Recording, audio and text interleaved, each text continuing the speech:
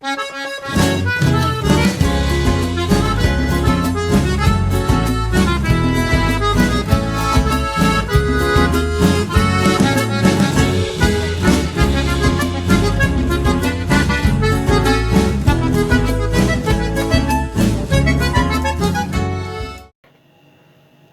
decidimos emprender escribir la historia de Pueblo Álvarez, no solo quisimos hacer un recuento cronológico frío de los hechos que sucedieron a través de los años, sino que también quisimos derribar aquellos mitos que venían de la tradición oral. Según los relatos orales, la parroquia San Nicolás de Tolentino comenzó a construirse en los años previos a la aprobación definitiva de la traza del pueblo. En este mismo relato se dice que los terrenos del pueblo Álvarez debían extenderse hacia el oeste, pero que un cambio de planes hizo que se extendieran en el sentido contrario, quedando con una iglesia de espaldas al pueblo. Eso habría motivado el cambio de la ubicación de la puerta de la parroquia, quedando el campanario en la parte posterior, constituyéndose en una rareza de la arquitectura. Sin embargo, el análisis detallado de algunas evidencias sugiere que la historia podría ser diferente. No se conoce con exactitud cuándo comenzó a construirse el templo, pero hemos encontrado un plano que dataría de 1889 o 1891, donde ya la parroquia tiene un lugar asignado en el mismo, en una manzana diferente a donde lo conocemos actualmente.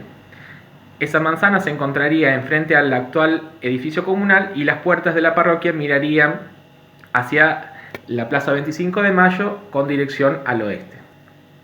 Esto indicaría que cuando se confeccionó dicho plano, la parroquia todavía no se encontraba construida, entonces derribaría el mito de que la parroquia comenzó a construirse en los años previos a la aprobación del plano.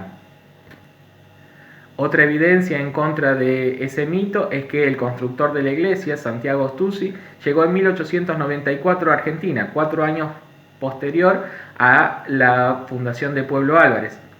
Así que previo a ese año seguramente no pudo haberse construido la parroquia. En 1898 Agustín Boneo asume como arzobispo de la diócesis de Santa Fe y él es quien estipula las condiciones para la construcción de las parroquias, y una de ellas es que los terrenos no podían contar con unas dimensiones menores a 50 metros de frente por 100 de fondo.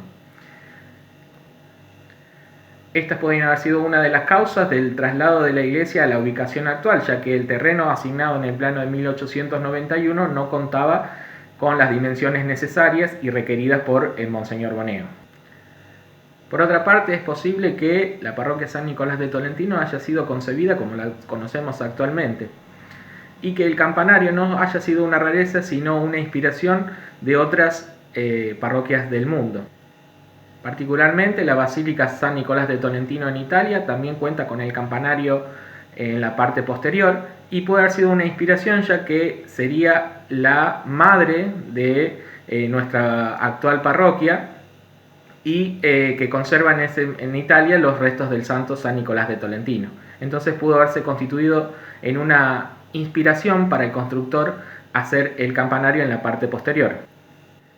Más cercano a la localidad de Álvarez encontramos en el barrio Vila, actualmente barrio Belgrano de la ciudad de Rosario, una iglesia que también cuenta con un campanario en la parte posterior. Se trata de la iglesia San Antonio de Padua, que fue inaugurada en 1891, un año después de la fundación de Pueblo Álvarez. San Antonio de Padua es el patrono de Lisboa, origen de la familia Rodríguez y de una enorme devoción por aquel santo, de allí que se decidiera ponerle a la estancia San Antonio. Entonces es muy probable que, debido a esa devoción por el santo portugués, la parroquia siga los lineamientos de la iglesia San Antonio de Padua de la ciudad de Rosario. Por lo tanto, no es difícil pensar que para el constructor de la iglesia haya sido una inspiración, si bien por conocimiento propio o por indicación de la fundadora de Álvarez, que la parroquia San Nicolás de Tolentino de nuestro pueblo contara con un campanario en la parte posterior. Finalmente, un relato oral de Arminda Caponi de 1990 dice que también en la ciudad natal donde había nacido Santiago Stucci, también había una parroquia con el campanario en la parte posterior. Por lo tanto, también pudo haber sido una inspiración y una evocación de la ciudad natal del constructor de la parroquia. Así que, con estas conclusiones, podemos decir que no se constituye en una rareza arquitectónica tener un campanario en la parte posterior de la iglesia San Nicolás de Tolentino. Cuando escribimos la historia del pueblo de Álvarez, creo que una de las mayores dudas que teníamos era acerca sobre los fundadores. ¿Quién era realmente Nicolás Álvarez? ¿Quién era Justina? Sabíamos de ella que era la fundadora de nuestro pueblo, pero no mucho más, si yendo realmente a la realidad. Creo que la imaginábamos como una fundadora que vivía en la estancia y administrando las actividades rurales.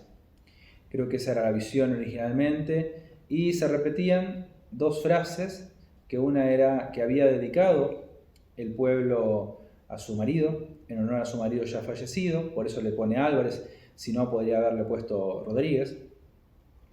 Y la otra frase es justamente sobre la iglesia, que la iglesia fue donada por los Álvarez y por Justina, y en la puerta se puede leer que fue donada y también en conmemoración de Nicolás Álvarez. Entonces, sobre Nicolás, esa era la imagen que se tenía, sobre un marido fallecido a la hora de la fundación, y muy poco sabíamos de él.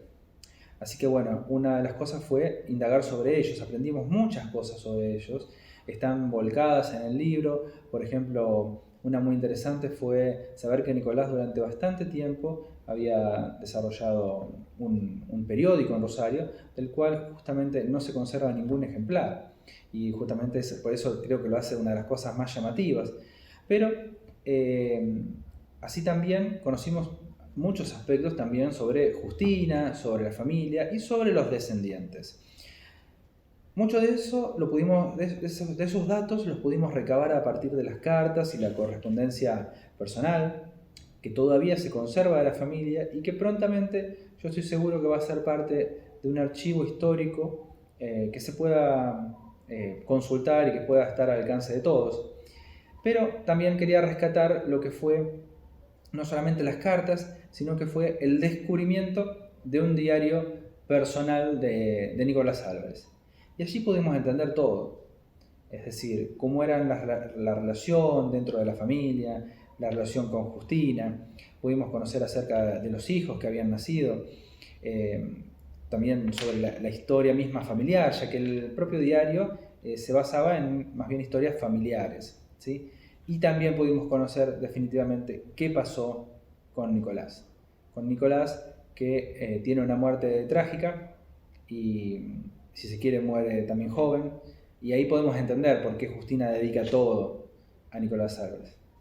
Y ese fue un gran descubrimiento que hizo Damián Ibarra, al poder detectar y poder hallar ese libro diario de Nicolás.